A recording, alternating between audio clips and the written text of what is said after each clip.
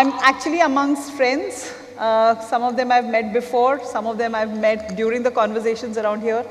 It's a very, very important, although it may seem like a dry topic. We've done DEI sensitizations for people, leaders, programs for women and diverse talent groups forever now. This is a conversation really about what is really working. Is the mandatory session really a tick in the box, or have they been effective? So anything that's going through your mind, I would like all of you to probably write it down, because I'm sure all of you have had some taste of mandatory DEI sensitization training within your organization and outside, right? Reflect on your own experience, reflect on some things that we are talking about, and at the end, we would love to hear thoughts, feelings, questions, right? With that, and thank you to all of you for having made the time to be here. I think it's a part of all of our daily jobs and maybe mission to keep our workplaces sensitized, to keep our workplaces continuously evolved. I think the first time I'd done a DEI sensitization, or we used to call it the gender sensitization trainings, curation was more than a decade back. And every year we used to evolve, and I don't think that's a practice we've let go of, right? Like every year we keep revising the material, we are looking at what's a better way of doing things and more. So my question, and maybe we'll start with you, Sujoy, is when you think of the fact that, let's say the Harvard Business Study says 60% of companies have DEI programs, which means 40% of them don't. Do you concur that there is an urgent necessity for organizations to do DEI trainings and make them mandatory for everyone?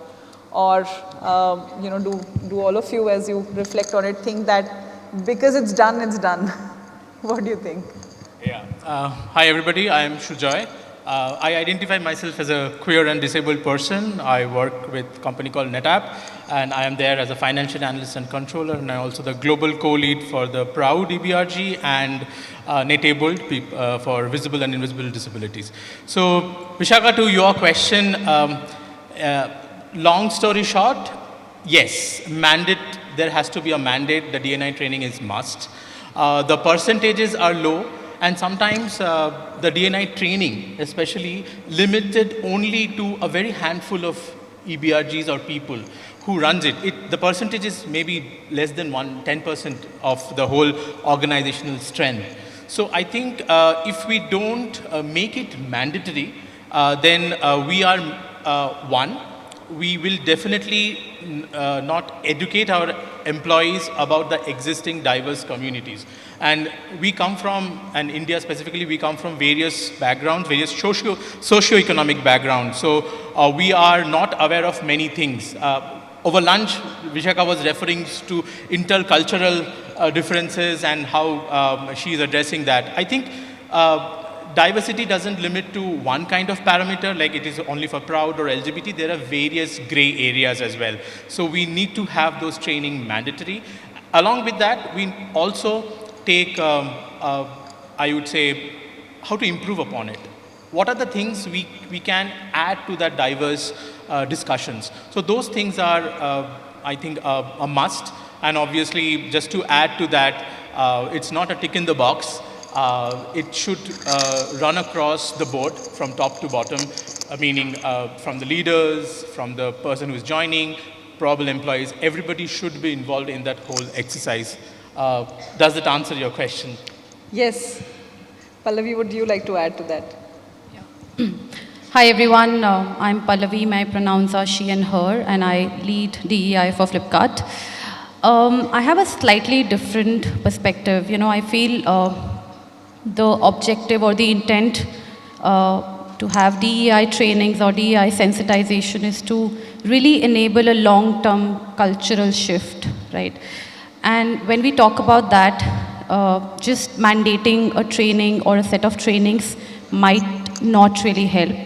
While it is important to mandate certain kinds of trainings at certain touch points, Just to give an example, when you're hiring people, how trained your hiring managers are and how well they know about being inclusive when they are taking interviews and how they are aware of unconscious biases that they might, come across during the interview process. That's a place where I feel it is important for them to go through the trainings before they even get certified to be an interviewer.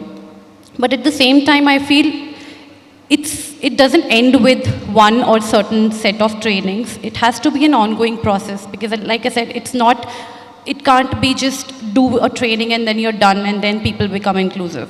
So it has to be a good balance.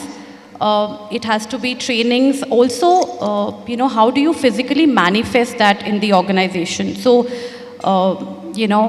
there are multiple ways in which we have done it, and I can talk about it later. But the third very important piece is what do people see in that, right? You can push people to attend trainings, but do they see value in it?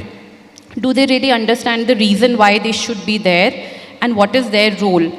Because if that inclination or that understanding is not there, then it will be a tick in the box. They will definitely attend the trainings because it is a mandate. However, will they change anything in terms of their behaviors is a question mark. So I think it has to be a mix of a lot of things. Yeah. Thank you so much. I truly resonate with what you're saying. Shomona, would you like to add something? Yeah, so I agree with Pallavi. At Moody's also, we do not believe in mandating the DNI training. In the sense that sometimes we have seen many a times when there are these compliance trainings, people just go over it, clicking on next, next, next. Instead, for DNI, at least we would want to give them the option of intentionally making the choice to go and take the training. Of course, we make them aware, we educate the hiring managers, we make it a part of their training dashboards. But I agree that the training should definitely be there because it is an intentional effort in the direction of making DNI a very important topic that is just in the DNA of the whole organization. But at the same time, we would want employees to feel empowered to making the choice to take that training. Neha, do you think it's genuinely adding value to people as we go through these trainings? Yeah, so first, it's very difficult to go last when everybody's spoken, right? But yeah, I agree with, bits of what everybody is saying. And just, I think you touched upon it, Vishakha. There was a time we were only talking about gender when it came to diversity. Now the topic is so vast. Hence, I feel it is important, right, that people are made aware of what, all aspects are there. It is also important, I think, especially at the time of when you're inducting somebody into the organization or into different roles in the organization, to really talk about what is the genuine commitment that the organization stands for in this space, because it doesn't mean the same for everyone, right? And hence, I feel, yeah, it is important, and, that is where the connect of a colleague happens with the actual agenda in that space that the organization stands for. Right? And I think that is something that they do take away, but it has to be the right level of communication. Over-communicating or mandating several trainings will not get us there, but yeah, at the right training, at the right time, but really talking about the genuine commitment that we have. Thank you for sharing that, actually. So that makes me, just share something that we've been doing for some time. So mandatory is a banned word in my organization. We've just realized that it doesn't work. At the same time, we do, ensure and encourage people to complete these trainings. It's from the time that you join the organization, we call it the START program, to the, to revising it. And I'll come to some bit of the sequencing that we actually did, because we realize it's not a one-time vaccine. You can't have like a one-time training and be trained. In fact, just yesterday we were on a conversation and somebody shared the use of the word affirmative action is now not so positive in the US connotation, and especially in certain parts. So I think in every conversation I get to take back something that sensitizes me. So So thank you for sharing that. We truly believe that there is importance and impact of this. Pallavi, if I can just ask you, do you have a way of measuring the impact? Like when we are doing these trainings and maybe different formats of DEI, do you have a way of measuring the trainings? Is there something of an impact that you have truly seen that's more tangible and measurable than others? Sure. So, yeah, I think multiple ways in which we try to measure tangible impact. So, like Neha, you said right earlier, DEI training is not just one training. It's about sensitization on different grounds, whether you are talking about queer inclusion, or you're talking about unconscious biases, or you're talking about fair evaluation, and there are many more, disability inclusion, and so on and so forth, right? So, what we do is, and the objective of the entire work or on trainings is to create a culture of inclusion where everyone feels a sense of belonging. So therefore, at Flipkart, we have something called an inclusion barometer. It's basically a framework that we have created, which has 6 drivers, which tell us about how inclusive our people are or people managers are. So the idea is to get a sense, like we have employee engagement surveys in the organizations, wherein that tells us the pulse of the organization and how engaged employees are and how are their experiences on different parameters are. Similarly, how employees are thinking and talking about inclusion is something we measure through inclusion index. And all the work that we do is actually leading to that change and leading to a positive needle movement in that score. Along with that, we also try to measure, so every activity or every intervention we take with regards to training or sensitization, we start it with an objective and we define what are the outcomes we are trying to achieve through that. Just to give you an example, before our performance appraisal or the performance development cycle this year, we wanted to ensure that there is no discrepancy in terms of how different genders like men and women are kind of evaluated in the process. We wanted it to be a fair evaluation, and we wanted to ensure that the percent of women or the percentage of women who are getting promoted or getting high ratings are in line with the percentage of women which are there in the company, likewise for others.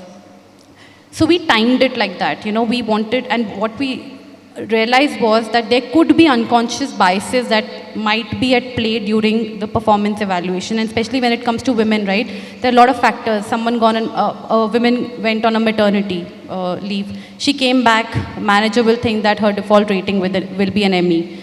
Or she cannot be promoted because she came back from maternity, or she cannot be given a project, a certain kind of project, because the person is assuming that this person will not be able to give the kind of time or bandwidth it needs, or might not be as flexible. So there are a lot of assumptions and biases in mind. So we timed it so well. We did that the whole campaign before. It is a sensitization campaign for people managers.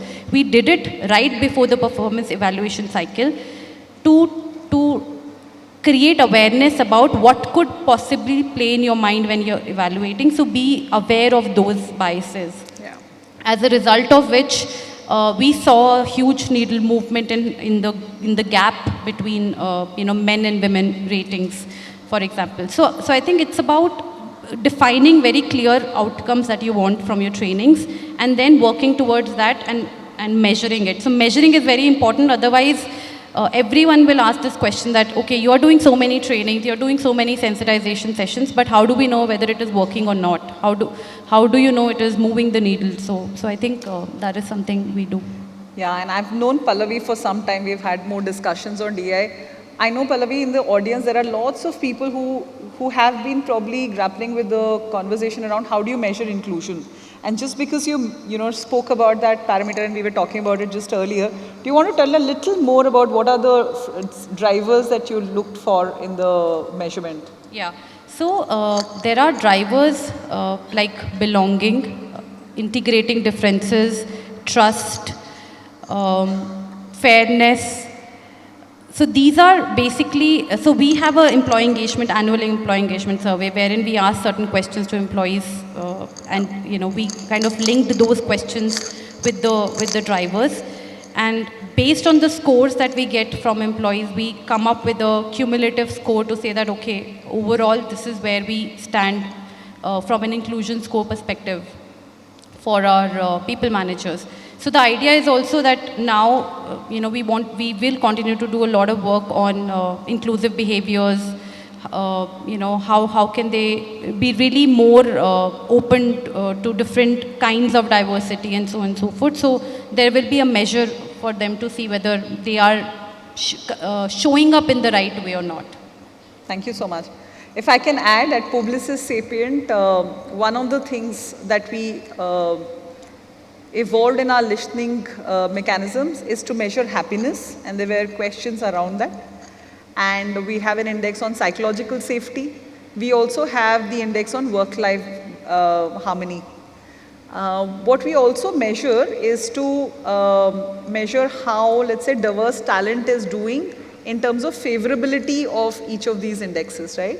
So if you have a certain score and we divided it, what are the men saying, women saying, the other diverse talent teams saying, we get a little bit of a score of, is everybody feeling the same? Is it working the same for everyone? Or do people have differentiated experiences? And maybe people in different career levels or different spaces are having differentiated experience. So just in case if some of you are wondering how to measure this, these could be some of the ideas. I'll come to you, Shujoy, to say that are there alternative approaches to do these DI sensitization trainings? Also, have you heard of anything that, any risks or challenges that come up, and if there are any ways of mitigating those, any of those things that are not the regular self-paced trainings that you've seen?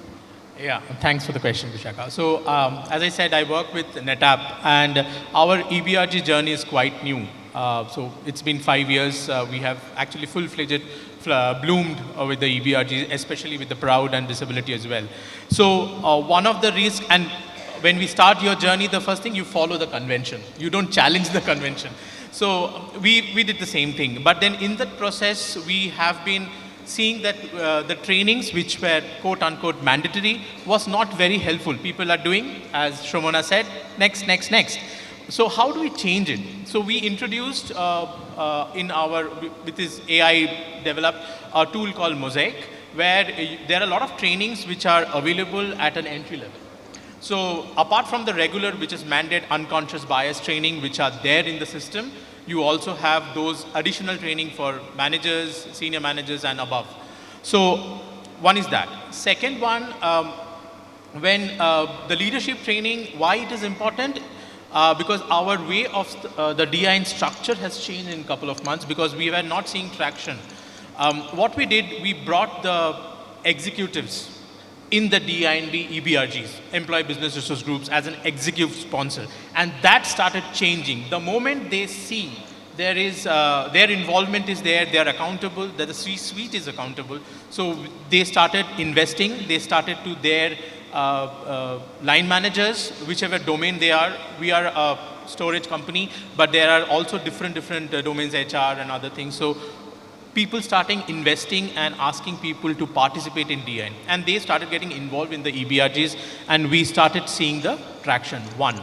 What we aspire to be down the line is, apart from this leadership development, peer training, all those things, and continuous learning, new way of looking at it, we are also evaluating in our yearly survey, or twice. We do it in a year, called Thrive. Even though it's an employee survey, along with your feedback, how you're doing, it also have one section dedicated for diversity. We clearly put ratings, and the employees have to fill it. So these are there, which we have started. Since I said we are quite new, so we are exploring more, learning from each other, and we are trying to incorporate more aspects of it. So these are the alternative things which we are trying in our organizations. Apart from that, the risk is obviously we have to go to the phrase, it's okay to disagree. There will be people in the organizations who will not agree all the initiatives which we are doing, and it's okay, and we have to be okay with it. So, but we also accept there will be biases. There will be people may not carry the learnings which happens in the DINB whole training process. So those are the risks, and the first thing is we acknowledge there is risk. If you acknowledge there is a problem, then the solution comes gradually. And I will just take a second few or maybe 30 seconds to just say how we are doing it. One is the changing of bringing the executive sponsor, the C-suite in the table. We are talking in, and like I lead co-lead for Proud and Netable. We speak what is happening, why our allyship number is not changing, why the participants are not participating in our monthly catch-up or something, why the same set of people are coming in. We raise those points. So we are trying to address that. Second, and one more thing which I think has been a game changer for NetApp as well, we started communicating internally. Communication and showing up what you believe through leadership, through the people, that's a change. So I remember when I joined 5.5 years back with NetApp, there was hardly any talk about LGBTQI or maybe disability as well. But then people started showing up when all of us started talking about it. The leaders started messaging in our comms, said this is a June Pride Month, this is a Transgender Awareness Month, this is the Disability Month, and this we can do. And there are various other dates we follow. We don't limit ourselves to June, but that's a tendency, obviously. But we started communication. Comms really help, and you have to keep on pushing the comms. So it cannot happen only in June or something.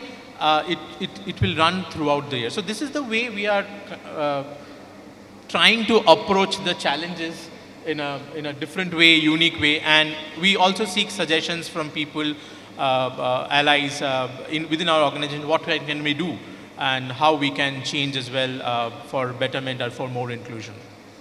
Thank you. Actually, engaging the BRGs where the employees' voices reside is an excellent format of continuously evolving and revising, and also looking at alternative ways which are not boring, off the cuff, right? Something that I have experimented with over a decade is to have a very research-based drama format. So we've partnered with them, and I've done that in multiple organizations before, Publicis Sapient, that I've been in, where this group will go research anonymously within the organization and bring back actual verbiage and scenarios. So they will use, in an organization, sometimes you see people use a certain kind of a lingo. There are words, there are short forms and more that people use, right? So they actually bring that back to make it very real. And then they have these scenarios which they enact back. The fun of this format is that it's a non-threatening format, right? So you are actually looking at someone, you're laughing at them. It's not coming back to you directly. It's not saying you do this. It's not saying your boss or your team member does this. So it's a non-threatening format. There is also a sense of humor, exaggerated scenarios that they do. At the end of it, however, everybody has now taken in the message, because you can clearly see this is, of course I act like this sometimes. Of course I've said this. I know this person. Some of my colleagues will say, I know who you're talking about, right? And because it's a non-threatening, fun format, I've seen people talk about it, through the years, in fact. So that's another thing that you could do. I'll come to you, Shomona, to ask. Add something yes, please. before you move to the next one. Another thing that can be done is speaker sessions, right? So training is one part of it, but Yes. we really get speakers, and who just come and share the journey, Yes. right? What, if they have faced any bias, how, they were able to come out in the open. So picking on an agenda and really getting them to come and speak and share their knowledge, that is another way where, the colleagues just go back, taking something away from that session. It's not a mandatory training. It is a session you've set up. You encourage people to walk in. But when they hear real life experiences, that leaves something with them as well. Absolutely, absolutely. And the speaking session, these are the disguise sessions, right? Like we just pick on a topic, and I remember talking to a speaker on leadership, and I said, you have to weave in these, and such beautiful stories about how the backstory of a person mattered, and that's all about inclusion. So thank you for sharing that. Shrimona, to you, how does the DEI training go beyond compliance and truly create that cultural change that we really aspire to have? Yeah. So in the last decade or so, if you all can just go back with me, from then till now, we have seen that there is an increasing momentum in the direction of D&I as with ESG and sustainability. So 10 years back, D&I was always parked somewhere under the human resources function, but somewhere in the sidelines. It was always a challenge to involve the business or to even have our inclusion language consistent and really connect with the employees. So at Moody's, just like even Pallavi was saying, we have this business engagement survey every year wherein we really reach out to our employees to ask if they feel supported, if they have the bandwidth and they have the support of the senior management to participate in the business resource group functions or the various initiatives. Sometimes I know it is hard to manage, but for us it was really about delving deeper into the causes to really understand as an organization, are we providing the ecosystem for D&I to thrive beyond the D&I professionals, the people in the room here? What about the length and breadth of the organization as a whole? So one of the interesting business engagement survey output was the parental leave, specifically the paternity leave globally. And we have 53 business resource groups globally. We also recognize that diversity in the US might mean very different in UK versus diversity in APAC. And there was this common theme about paternity leave that even when we talk about supporting women, our leaves, maternity leaves or paternity leaves are so skewed that we needed to take some steps. And one of the output was that we launched a recent global parental leave, which is gender neutral for 16 weeks, above and over any country that you are situated in. So just to give that support to the mothers and to the fathers also. So when we talk about culture, we also see a top-down approach really works. So talking about our D&I training, we had actually first reached out to all the MDs and above and just made them aware, took their inputs as to what would you want to know about D&I. And not very surprising, 100% of our senior leadership took the training by themselves without making it a mandate. And the top-down approach really helps because then they know the language that we are speaking, not just the D&I representatives of the company, but in the whole, what is the language and what is it that we are talking. And that's how I feel we can reach the entire company. But at a human level, I feel that sense of belongingness, that sense of just showing up for each other, using the power of storytelling, being there for each other is what really binds the culture together. Absolutely, absolutely. I think looking at compliance is no way to look at it at all. And like you said, there can be so much of, within the same organization, policies and different things can be so skewed, but if you are just doing it in spirit and ensuring that everybody does their bit, what we call, how are you sharing your power and privilege to make someone else successful? I think that goes a very long way. So thank you for sharing that. It's quite thought-provoking to bring the different regions also in this conversation. Sensitize cultural change in the organization. Also the role of technology, right? How do you see that shape the space of sensitization and DEI trainings today and in for future? Because the workplaces are changing. Like, now today when we do a POSH training, the workplace is extended to your homes, maybe to a tour that people have just planned to go as friends, right? So how does, what's the role of leadership in ensuring that this is truly meaningful and relevant? And what's the role of technology that you see? All right. Thank you. So I'll first take the leadership one. So yes, the senior leaders of the organization definitely have an important role to play. We spoke about sponsorship, so they need to be the exec sponsors.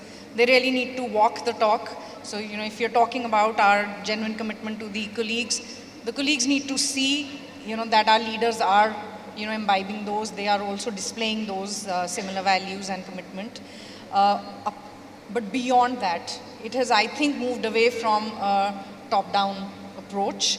But all of us spoke about employee resource groups, etc., D&I councils, we call it different names, right? But really hearing the voice of the employee and really saying what does inclusion mean to them? Yeah. What are they wanting to see in this space? So the leaders, I think their role comes to really hear them out, really be able to then make all your programs and initiatives around, what can we really influence and what the employees are looking for. So I think that is where, one thing, from a target perspective, we feel that, targets don't get us anywhere. It's an output at the end of the day. But all the lead measures that we should be taking, which can get us to, are we in place for those, right? If I talk about talent acquisition being from there, going and taking a gender diversity target or any, hiring people with disability target, is that the right thing to do? You might, be creating certain other biases, right? Or, taking some absolutely wrong talent into the organization just wanting to meet a target. But your lead measures of saying, are we providing enough diverse profiles?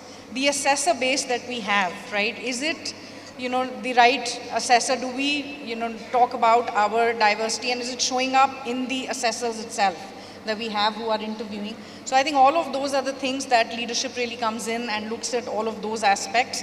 Technology, I think, day by day is going to play a more important role. It's already playing a very important role. Again, going back to talent acquisition, a few years back, whoever spoke about gender neutral job descriptions, right? I didn't even know when they first came to me and saying, all right, what are you talking about, right? This seems like a normal job description. Anybody will read it, they'll understand, they'll apply.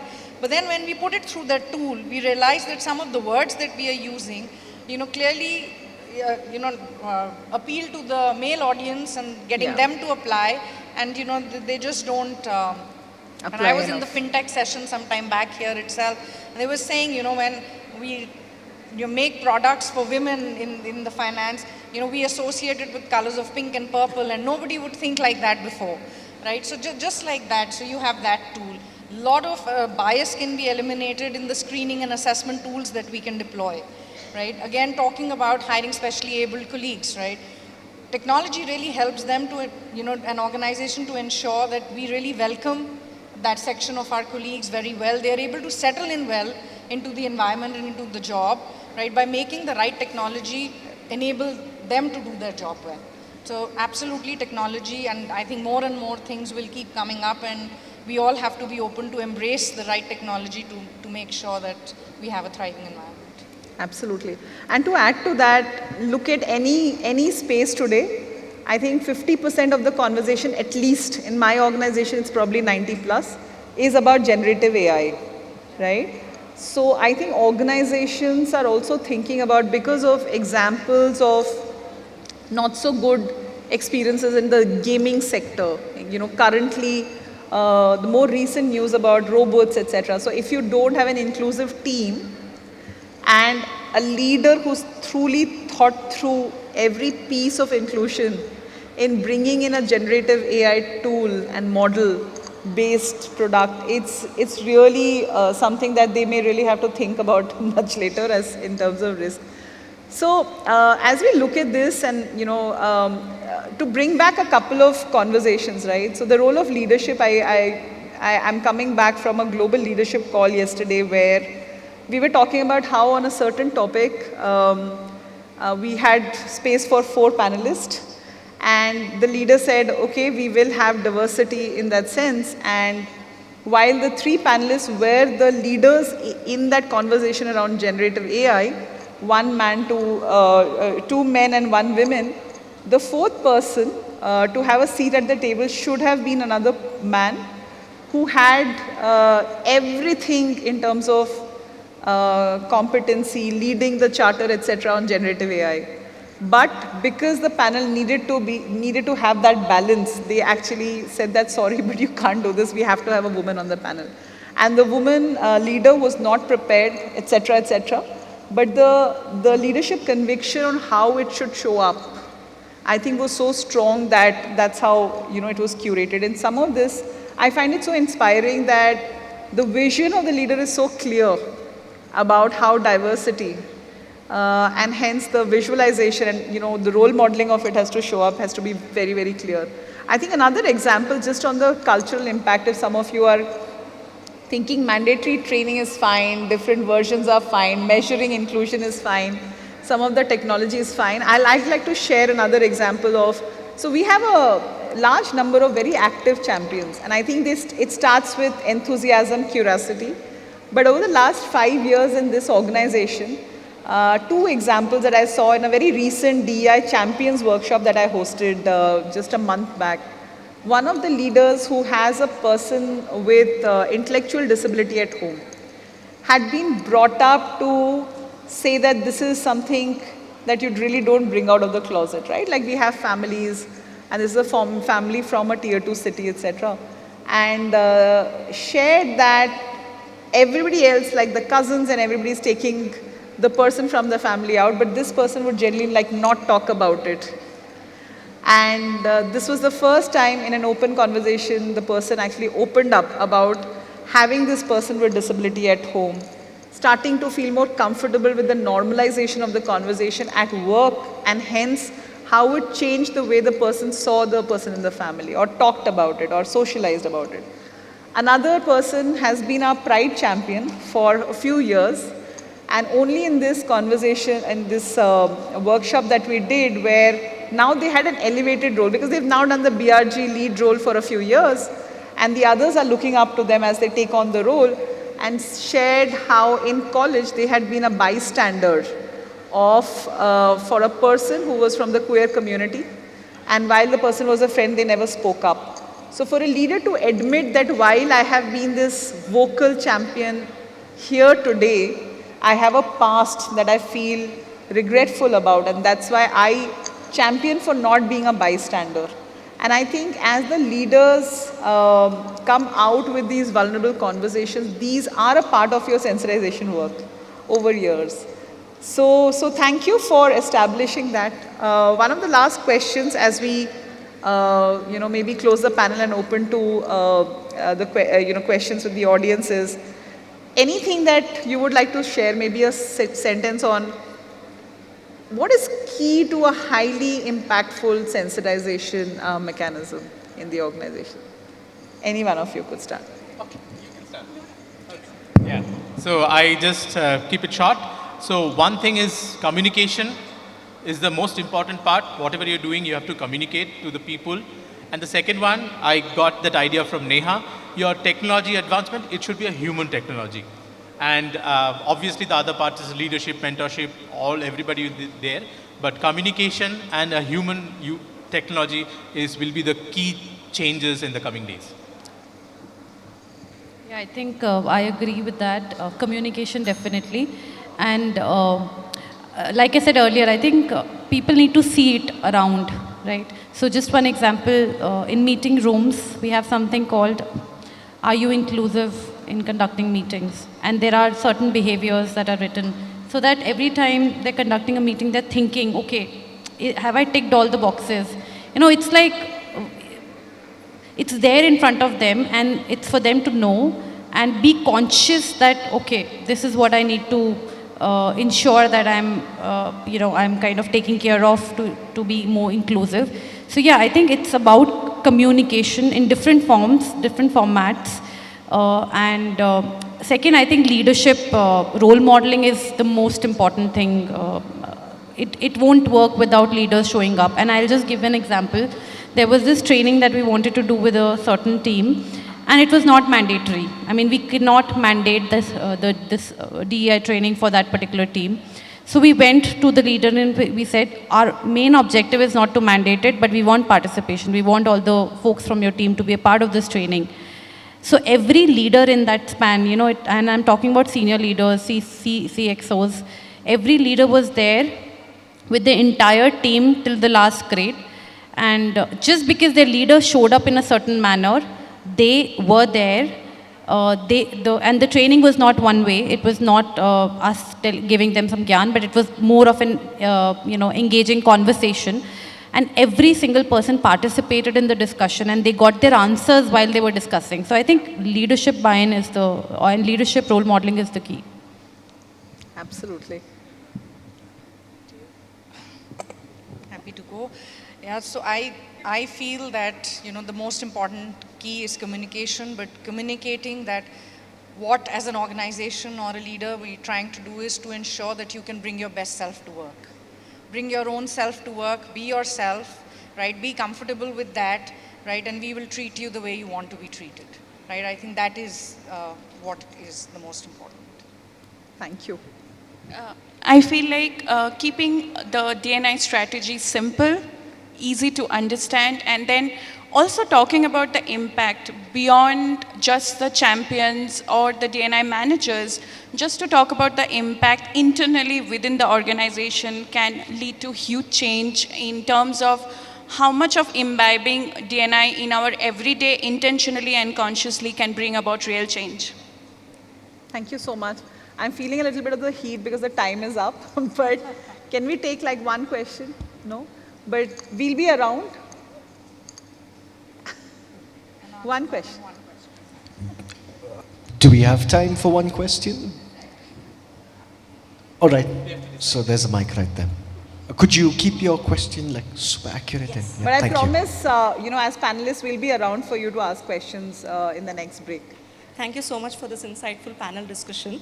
So while we speak about unconscious bias, I know that it comes on how each one of us are programmed over the years, our beliefs, our ecosystem, and a lot of other factors which influences the individuals, right? Yes, certain trainings would impact to certain level, and then it helps us correct the unconscious bias we have. But as organizations, are we looking at any sort of inner engineering sessions to help people to identify such biases? And are we looking at some train the trainer kind of concept so that it is throughout and it is not just happens in certain frequency on a quarterly basis or on half yearly basis or an yearly basis? So when it is inner, can we focus by doing an inner engineering rather than just doing certain trainings? I think Thank the you. question is more on if there's a value system conflict, is there any inner work that we are encouraging? Long story short, I can say one thing, keep pushing it. Biases will not go in one day. It is a journey, and we have to work together. And as everybody said here, keep communicating that there is unconscious bias, agree there is a problem so that we can solve it. If we don't, it will never going to be solved. Yes, I can just share my experience. I think we have a lot of the format that's called the human library format, some bit of customized format on that. So when you have people who share lived experience, and this has happened to me, this is how I felt, now you have a name of a person who's told you how they feel. So we've had women who come back from career breaks, people with disabilities, people from the marginalized or the queer communities, trans people specifically, gender fluid. And when you see them and hear them, you can't unsee them. So I think that has given us a lot of evolution, because people go back and then they find a sense of responsibility now, saying that I also feel responsible. Otherwise, it's too far off from them personally. I'm sorry, but we will close the panel. I'm really thankful for the really enriching conversation. And I'm going to offer all of us to be in the audience while you take a break. You can also come back to us with questions. Thank you so much.